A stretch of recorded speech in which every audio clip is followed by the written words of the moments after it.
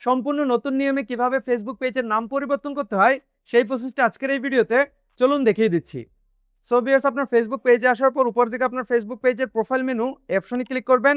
দেন এখান থেকে সেটিংস অপশনে আপনি ক্লিক করে দিবেন।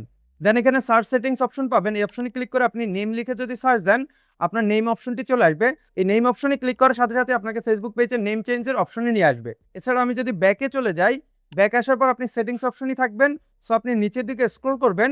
নিচের দিকে স্ক্রল করার পর একটি অপশন দেখতে পারবেন পেজ সেটআপ। এই পেজ সেটআপ অপশনে ক্লিক করবেন।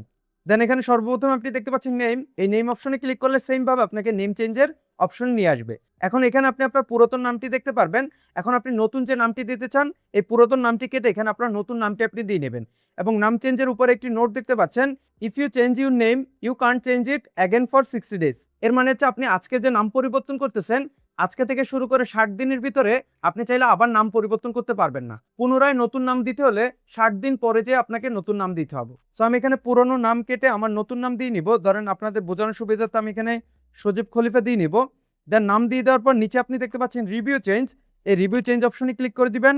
দেন নেক্সট স্টেপে আপনি এখানে আপনার কারেন্ট নেম দেখতে পারবেন, মানে বর্তমান নামটি দেখতে পারবেন এবং নতুন যে নামটি দিচ্ছেন এই নামটি দেখতে পারবেন।